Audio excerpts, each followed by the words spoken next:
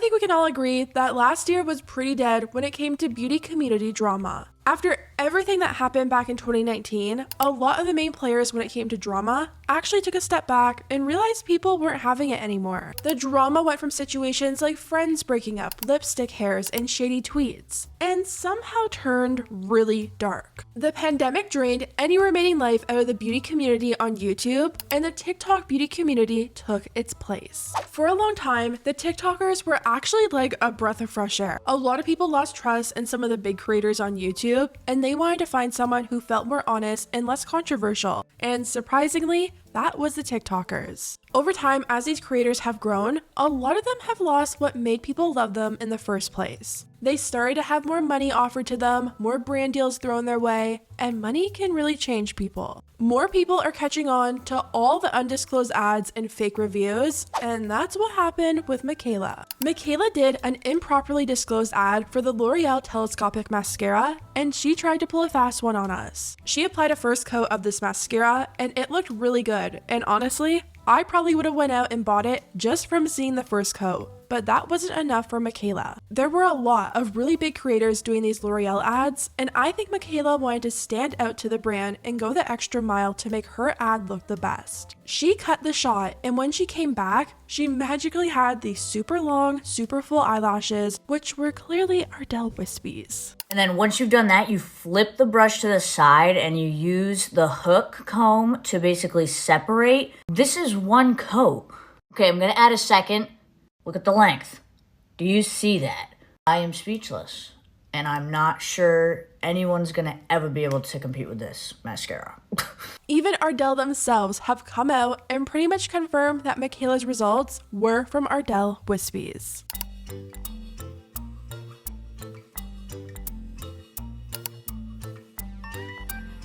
Not only has Macleod caught the attention of brands like Ardell, but she's also got the attention of a lot of the original beauty gurus from YouTube. You've woken up the beast, and I'll be reviewing makeup starting again next week. A lot of foundations and mascaras and certain things I hear may be fraudulent. So if y'all want an unbiased that's been reviewing makeup for 10 years, that has never accepted a coin from one brand to ever say a product is amazing, then stay tuned because back. We already talked about James and Kathleen speaking out, but Raw Beauty Christie also had something to say. That is 3 coats, you guys. I'm just kidding. I'm not trying to be shady. Not to, because it's funny. Okay, it's funny. It's just a joke. I don't want to be a part of Pile On. I don't think it's cool. I do think that as influencers, we have a very, very clear responsibility, and we have one job, and that one job is honesty with our viewership. If the product looks lackluster, it's what it looks like. You have to allow reviews to look lackluster. You have to allow them to stand alone. The problem with this situation is that it starts a side eye and a deterioration of the relationship between reviewer and viewer. If you show a result as it is not, which in this situation is very obvious to viewer and everyone who, we're all makeup lovers. We're all makeup obsessed. We know a lash when we see one. You can't pull a fast one on Big Daddy. I think about the people that when they sit down and buy a product that I make a recommendation on, I don't want them to think, what am I doing wrong? Why doesn't it look like that on me? And I think that it's our responsibility and duty as influencers to keep our authenticity. It's what we have. And it's really unfortunate because then everybody starts to think everybody's a liar. And that's just not the case. And I don't even think Macleod's a liar. I think that this was a really, really, really big lesson. She also wrote out this really important message about Lashgate in the description, and this is what she had to say. Sigh, too unfortunate. Just my 2 cents as someone who's been doing this for 10 years now. I really like Macleod a lot, and I think she brings an awesome fresh voice to the beauty space and has always been really kind to me, and I hope this just ends up being a good lesson for everyone. I never want to pile on, just give my opinion. Take everything with a grain of salt, but also for influencers, no amount of money, virality, or notoriety is worth risking your credibility. It's so hard to turn down money or say no to brand deals, but we have to. It's our one job to have nothing but integrity and honesty. Yes, it's just mascara, but the deterioration between reviewer and viewer is such an unfortunate outcome of deceptive marketing. And I've started to see a lot of takes from people saying like, oh, it's just a mascara. How are you canceling someone over a mascara? You know what's more embarrassing and pathetic than that makeup influencer, Michaela Nagura or whatever, lying about that L'Oreal mascara? Canceling her over mascara. So often when people are canceled on TikTok or whatever, it's like the funniest I've ever heard. And this case specifically makes me laugh because it's like, people are like, and I trusted her and she duped me. A situation like this that I think plays into a way bigger issue that no one is able to critically think anymore. What, you're blindly trusting an influencer? Like, I'm sorry, sometimes they're good, but why don't you just take it on a case-by-case basis instead of saying, this chick always has my best interest at heart? Actually, anybody that makes that much money off advertisements is eventually gonna sell out. Like, this is not a new concept. The thing is, it's really not just a mascara. It's really easy to take it at face value and think of it that way, but if that's the case, where do we draw the line? Why should any of us be okay with the fact that influencers, the people we place some amount of trust in for honest reviews, are lying to us and being completely deceptive? This whole situation has truly caused chaos in the beauty community, so much so that it's risen Jeffree Star from Wyoming. Jeffree announced that he was coming out of his short retirement and would be returning to makeup reviews starting next week. We're on TikTok now. I've taken 2 months off from reviewing makeup, and girl, y'all really awoken up the Loch Ness Monster. As you guys know, a few months ago, Shane did this whole series where he went to Wyoming to visit Jeffree so they could show off their unreleased palette. During the series, Jeffree made the announcement that he was quitting YouTube, saying it was dead and no one cares anymore. And then, when did you want to talk about Quitting YouTube? Oh? You're going there that quick? Is that real? Might be time to hang up my button. 2 more videos and then I'm done.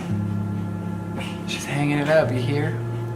No one watches it anymore. No one That's cares. not true. It's very true. I mean, it's hard out there for everyone on YouTube right there's now. literally no point for me to do it anymore. And a lot of us saw that coming. For the past 2 years, Jeffree has really slowed down online. He moved to Wyoming, he opened the yak farm, and completely shifted his attention onto yaks. It got to the point that Jeffree was really only using his YouTube channel to promote his new launches, so no one was really that surprised.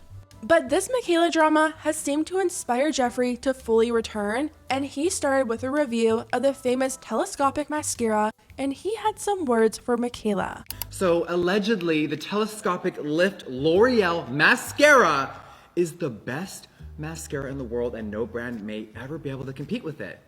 All right, let's open this up and address the hot topic. So allegedly, L'Oreal has been sending out this mascara, and Miss Michaela reviewed it. The internet blew up, and a lot of people think that she's wearing a false lash at the end of her eye. Now, as a makeup artist, since I was 20 years in the game, it looks peculiar. It looks bizarre. The mascara's on, it looks cute, and then all of a sudden there's a swish, and all of a sudden there's some extra in the end, and I don't know what it is. So we're gonna review this unbiased. You couldn't pay me $1 million to say this good. You can't pay me anything because I make my own money, my own dollar. I'm independent. He also said that he has nothing against sponsorships, but the problem starts when you take sponsorships from brands or products that you don't actually like or can't make work just for the money. There's nothing wrong with taking sponsorships. Let me just start off by saying that. Get your coin, get your hustle. But Michaela, you set the tone now. I used to set the tone on YouTube. When I said something did not work, the internet knew I was telling the truth. So when people are distrusting you, you gotta understand why. Jeffree also mentioned that viewers have to be careful with who they're watching and putting their trust in. And they're paying people a lot of money. So I want to be honest with you guys. I used to be friends with all the influencers, right? Rest in peace.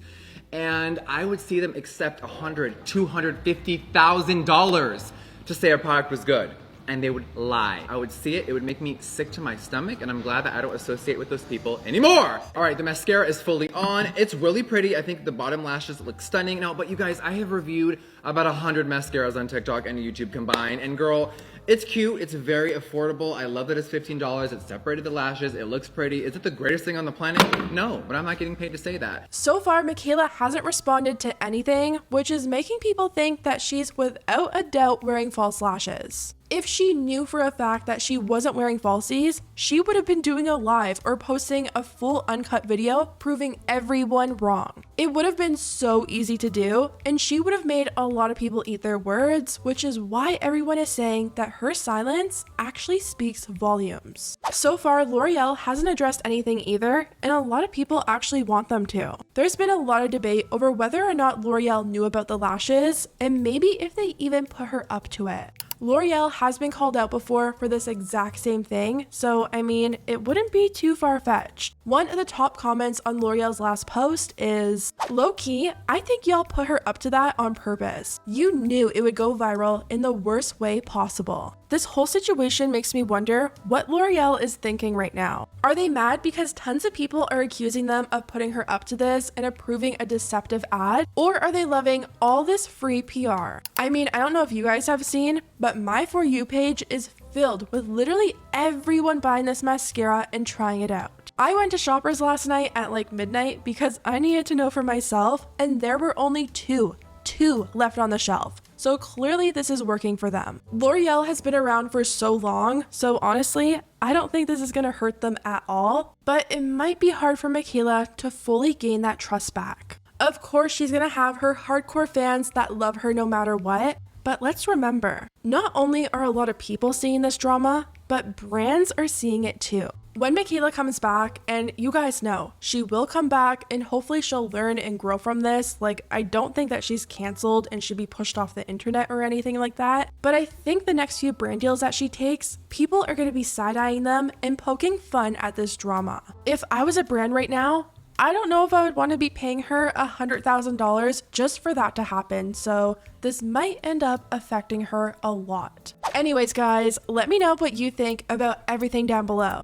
How do you feel about Jeffree using the Macleod drama to make his return to YouTube? And how do you see the situation playing out? Can you see Macleod fully earning back her fans' trust? Or do you think this is really gonna hurt her business? Let me know, and I'll see you next time.